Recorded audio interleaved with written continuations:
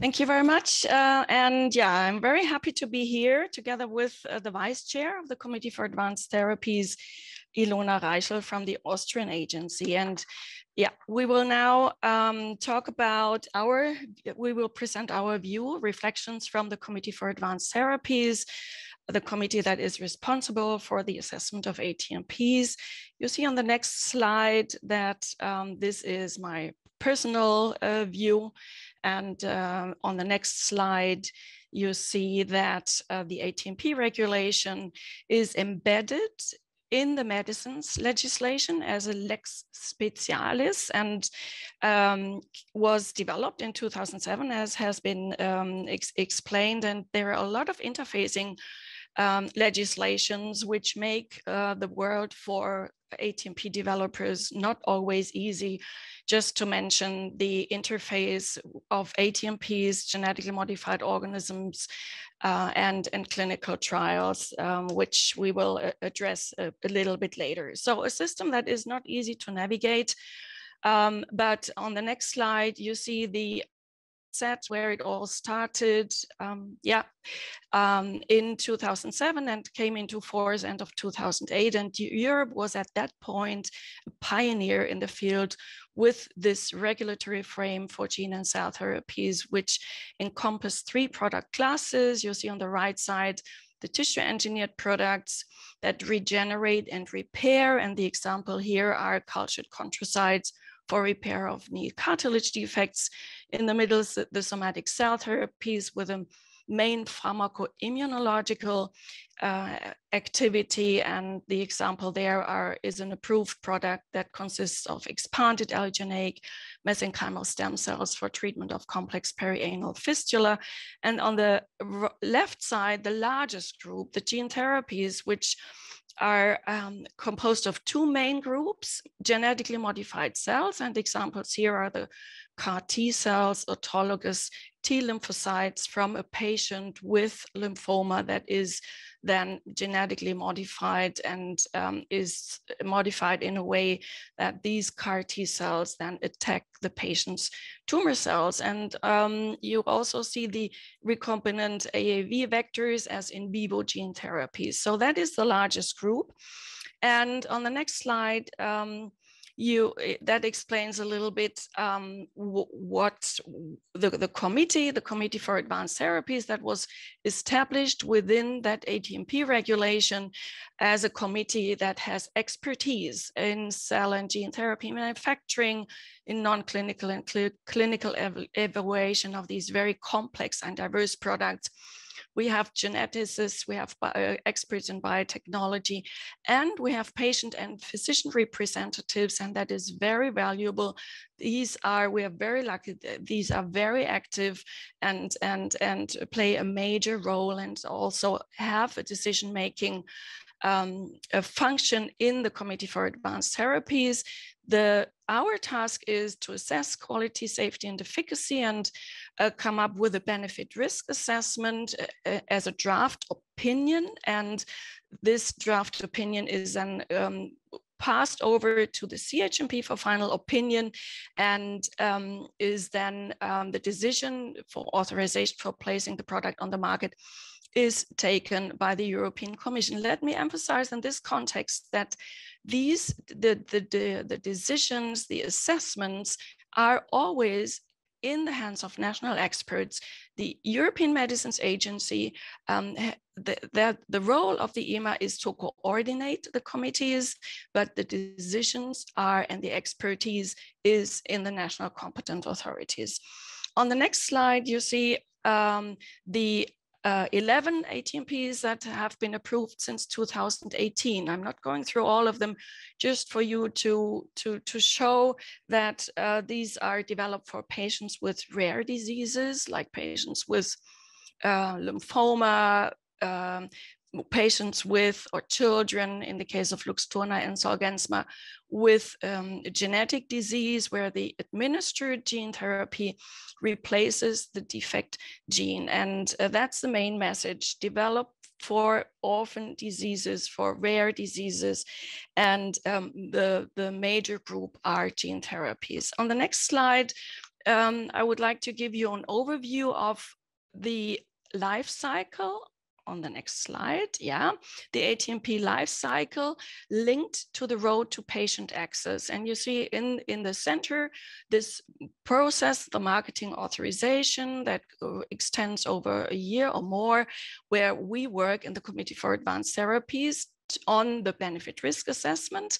And as the center, and in case of a positive benefit risk assessment, it means that we recommend the ATMP for marketing authorization. You see on the left side, the pre-authorization phase. That's the phase where the product is developed, where it is manufactured, where the non-clinical evaluation is done, and where the clinical evaluation is done in clinical trials. So patients with a disease are included in clinical trials, and then that provides a basis for a structured assessment of safety and efficacy. And because we are dealing mainly with rare diseases, it means that we mostly have single-arm trials, not randomized control trials, in patients with high unmet medical need. And at the time of marketing authorization, we are faced with a challenge that the clinical data are limited patient numbers enrolled in trials, also often a limited follow-up time. That means that we need compelling efficacy data that will then allow us the benefit risk assessment, a positive benefit risk assessment in the best case. And these data that the companies, the ATMP developers are submitting for marketing authorization are often accompanied not by a control group, by an internal control group, but by an external control group with real-world data to contextualize the results. Once the benefit risk assessment is positive and there is the authorization to place the product on the market, then comes the post-authorization phase. And this post-authorization phase is of utmost importance because there are a lot of things to be done in that post-authorization phase from our side, from the regulatory side, where we impose usually that additional real-world data are collected, if possible, on the basis of well-structured disease registries to address the remaining uncertainties, to follow the safety and efficacy up, and comply with pharmacovigilance. And in this post-authorization phase, the decision will be taken whether this product is coming to the patients, whether patient have access. And this is not in our remit, this cost-benefit analysis and the analysis by the HTAs that have been mentioned before. That's in the hands of the HTAs and the reimbursement bodies, and all together, everything has to fall into place to allow timely patient access to ATMPs. And on the next slide, I have summarized where we stand. ATMPs are highly innovative medicines for severely affected patients, often children with no other treatment options. The majority of approved ATMPs are gene therapies for which there is high acceptance by the patients and demand. The benefit risk assessment is often based on limited clinical data and requires high quality real-world data generation post-approval. While certain ATMPs like CAR T cells have become standard of care in some member states, the lack of a EU-wide and equal patient access to ATMPs concerns us. There are a lot of reasons. Many of these have already been mentioned. We have non-harmonized HTA requirements. We have also ill-suited HTA models to appraise the value, clinical, social, economic, mental, of ATMPs. The post-authorization evidence generation between regulators and HTAs is often not aligned. And we have issues with identifying available disease registries in a fragmented EU landscape that are in principle necessary to provide us with good real-world data. On the next slide, there are a couple of more considerations. As I've said, when the ATMP regulation came into force, Europe was a pioneer, but we have fallen behind. Only if we look at the number of CAR T-cell clinical trials worldwide, less than 10% of CAR T-cell trials are done in Europe. The majority are performed in China, and the second most is the US. So we have fallen behind in innovation and clinical research. There is a decrease in ATMP development programs. There is inability to leverage a harmonized clinical trial authorization framework for gene therapies. The clinical trial regulation has failed, has forgotten the genetically modified organisms framework and has forgotten to include them. And that's a big hurdle for the pharmaceutical industry when it comes to clinical trial authorization. Disharmonization with other interfacing legislations, no single clinical trial process for ATMPs when it comes to medical device and IVD co-developments. And the pharmaceutical strategy to 2025 focuses on licensing, but not on development. And a couple of more points on the next slide. Additional points, ATMPs as medicinal products need to establish that they are consistently produced, safe and efficacious. And there is a need for generation of data that creates cost.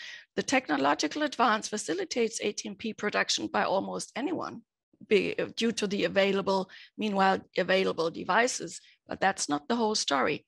The majority of data needed are product specific, and a generic argumentation across products without supporting comparative data and is not scientifically justified. And we're currently not yet talking about biosimilar ATMPs because these ATMPs are often patient-based and very specific and very individual.